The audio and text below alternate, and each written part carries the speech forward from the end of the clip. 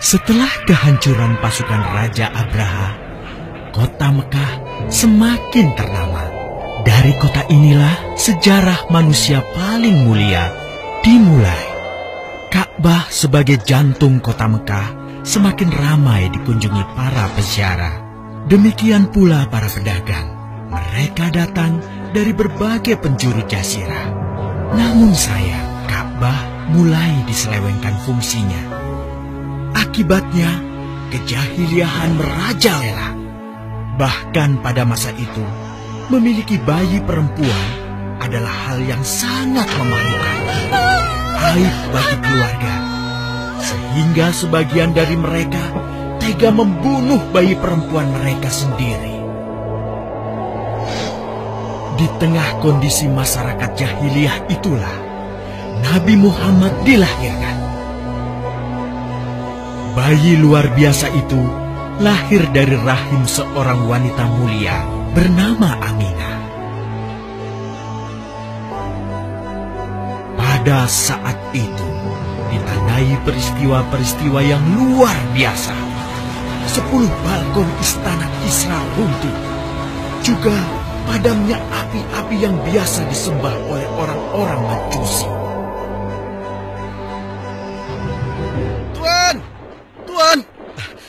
Tuan Abdul Muthalib, ada kabar gembira. Kabar gembira? Kabar gembira? Kabar gembira apa? Tuan, cucu Anda telah lahir. Benarkah? Laki-laki atau perempuan? Laki-laki, Tuan. Subhanallah, Alhamdulillah, Allahu Akbar. Kalau begitu aku ingin segera melihatnya. Mari, Tuan. Setelah mendengar itu, Abdul Muthalib bergegas menuju ke rumah Aminah.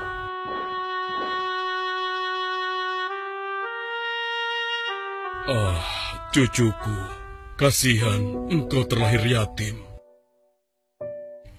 Dengan penuh kasih sayang, Abdul Muthalib membawa cucunya ke Ka'bah.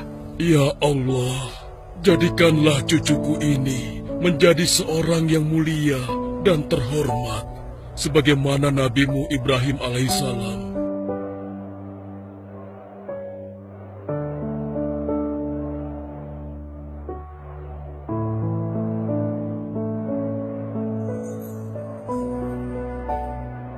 Siapa namanya, Ayah? Muhammad. Muhammad? Iya, aku akan menamainya Muhammad. Artinya yang terpuji. Kehadiran Muhammad kecil sungguh memberi kebahagiaan. Tidak hanya bagi keluarga Bani Hashim, bahkan seluruh kabilah suku Quraisy menyambutnya dengan sukacita. Kemudian Abdul Muthalib mencarikan ibu susu bagi Muhammad kecil. Kita sudah berhari-hari mencari anak susuan, yang dari situ kita akan mendapatkan imbalan yang cukup. Namun hingga saat ini, belum juga kita dapatkan. Ya, istriku, aku mengerti. Apa kita terima saja bayi yatim itu? Muhammad maksudmu? Iya, cucu dari Abdul Muthalib. Kasihan dia. Hampir semua teman-teman dari rombongan kita tidak ada yang mau menyusuinya.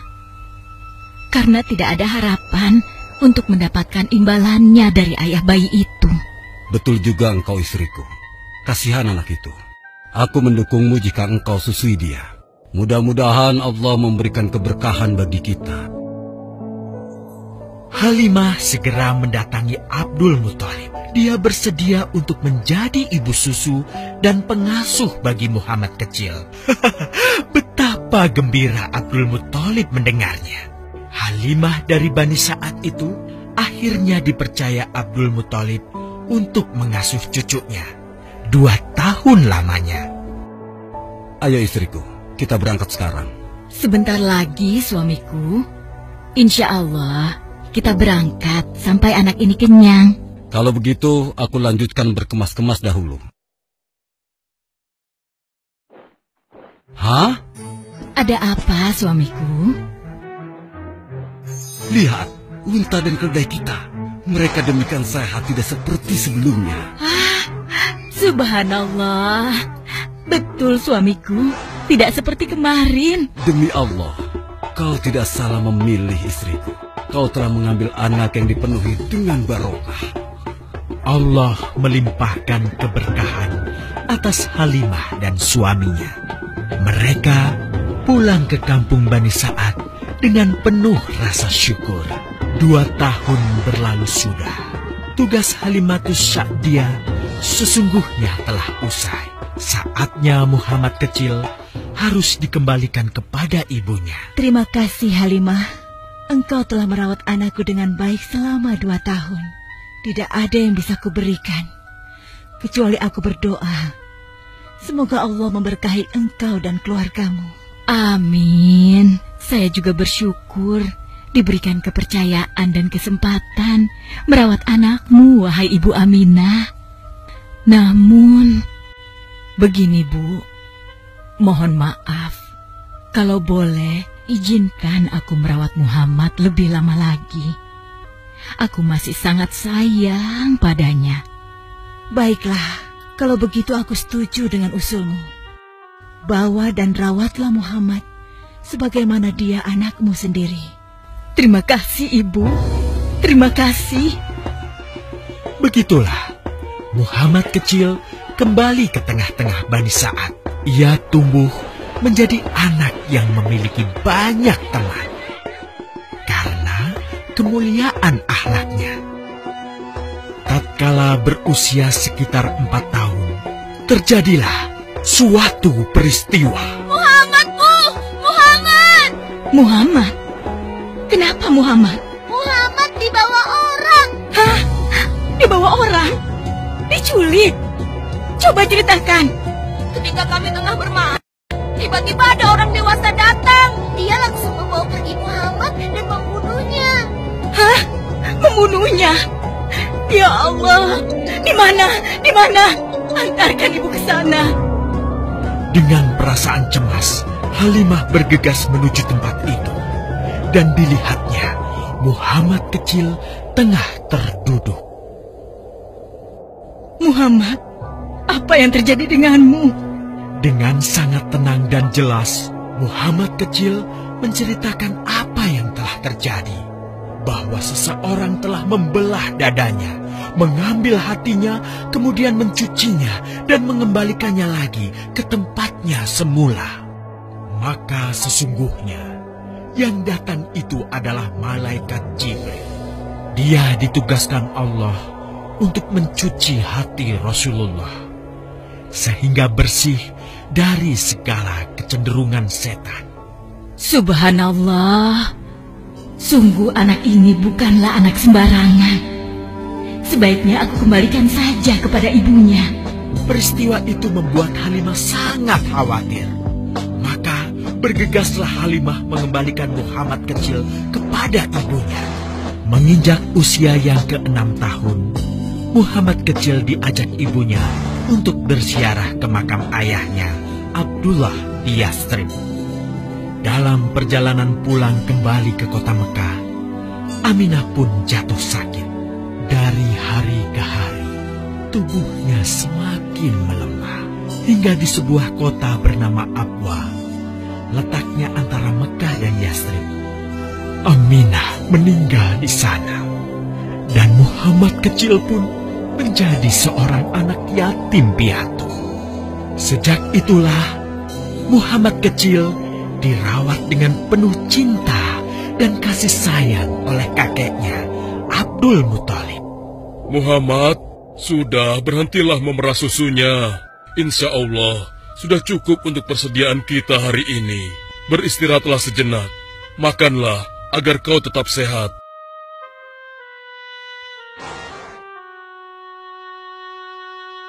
Ya Allah, betapa mulia akhlak cucuku ini. Namun, kasih sayang Abdul Muthalib tidak berlangsung lama. Saat usia Muhammad 8 tahun, Abdul Muthalib kakeknya yang sangat menyayanginya itu meninggal dunia. Kemudian, pengasuhan atas Muhammad pun beralih ke pamannya, Abu Thalib. Muhammad kecil tahu betul betapa sayangnya pamannya kepadanya. Di mana Muhammad? Ia tengah mengembalakan kambing milik salah seorang penduduk Mekah, suamiku. Sejak kapan dia keluar rumah? Sekitar waktu subuh tadi. Subhanallah, betapa baiknya akhlak keponakanku ini. Ya Allah, maafkan ketidakmampuanku mencukupi kebutuhan keponakanku. Sayangi dan berkahilah dia. Jadikanlah dia orang yang mulia di antara manusia. Hingga saat usia Muhammad menginjak 12 tahun, pamannya Abu Thalib mengajaknya berdagang ke Syam. Sampailah mereka di satu daerah bernama Busra.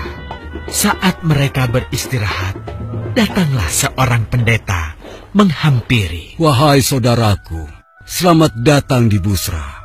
Tampaknya kalian bukan orang sini. Dari manakah kalian berasal? Terima kasih saudaraku. Kami datang dari Mekah. Lalu, siapakah gerangan anak ini? Ini adalah keponakanku. Muhammad namanya. Apakah engkau bertanggung jawab atasnya, Tuan? Ya. Kemana ayahnya? Ayahnya sudah meninggal sejak ia masih dalam kandungan. Oh, apakah kini dia yatim piatu? Benar. Aku sungguh beruntung bertemu dengannya. Beruntung? Beruntung apa? Sungguh, keponakanmu ini adalah orang yang sangat istimewa. Oh ya? Ya, dia adalah seorang nabi, seorang utusan Allah. Bagaimana kau tahu hal itu? Aku tahu karena aku seorang pendeta. Dan berita kedatangan dia sebagai seorang utusan Allah sudah disampaikan di dalam Injil. Bahkan aku pun bisa mengetahuinya dari cincin kenabian yang berada di bagian bawah tulang rawan bahunya yang menyerupai buah apel sebagai tanda kenabiannya. Begitulah pendeta bernama Bahira menyampaikan kepada Abu Thalib perihal kenabian Muhammad. Ia berpesan agar menjaga baik-baik keponakannya itu, karena Muhammad kelak di suatu saat nanti akan menghadapi banyak gangguan dan rintangan. Istriku, Muhammad sudah berusia 25 tahun. Aku pikir sudah saatnya dia untuk menikah. Betul, suamiku.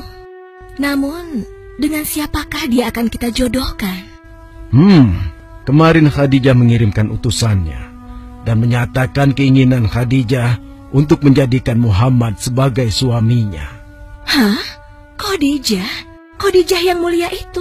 Betul, istriku. Khadijah yang selama ini mempercayakan barang perniagaannya kepada Muhammad. Kenapa dia memilih Muhammad? Ya, Khadijah mengagumi kejujuran dan kebaikan akhlak Muhammad. Menurutmu sendiri bagaimana? Aku pikir Khadijah adalah wanita terbaik bagi Muhammad.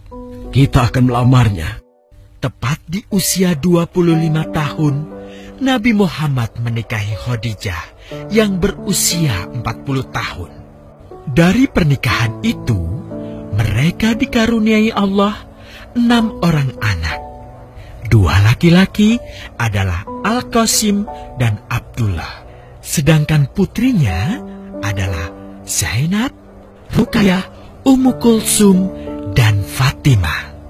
Namun, kedua putranya itu telah meninggal semenjak mereka kecil. Suatu ketika, terjadilah banjir besar di kota Mekah. Kabilah-kabilah di kota Mekah pun bergotong royong membangun kembali Ka'bah. Setelah pembangunannya selesai, terjadilah perselisihan antara pemuka kabilah tentang siapakah yang paling pantas meletakkan Hajar Aswad di Ka'bah. Abu Thalib, apa yang harus kita lakukan? Kita sudah bicarakan hal ini selama 5 hari, namun tidak ada titik temu. Aku khawatir akan terjadi pertumpahan darah. Sudah, begini saja. Kita sepakati bahwa masalah ini kita serahkan kepada takdir terbaik. Lihat pintu masuk Ka'bah itu. Siapapun yang pertama kali akan melewati pintu itu, dan siapapun dia, kita tidak boleh menolaknya. Setuju? Aku juga setuju. Baiklah, aku setuju. Aku juga setuju. Baiklah, kita perhatikan bersama. Tidak lama setelah kesepakatan itu, atas izin Allah, Nabi Muhammad menjadi orang pertama yang memasuki pintu menuju Ka'bah. Alhamdulillah, segala puji bagi Allah. Ternyata Muhammad, dan memang dia adalah orang yang tidak pernah kita temui ada celah. Betul? Betul. Betul. Betul. Nabi Muhammad pun menerima kepercayaan itu. Dengan kebijaksanaannya, Nabi Muhammad meminta sehelai kain, lalu meletakkan Hajar Aswad di atasnya. Nabi Muhammad mempersilahkan seluruh pemuka kabilah untuk memegang ujung-ujungnya dan mengangkatnya secara bersama-sama.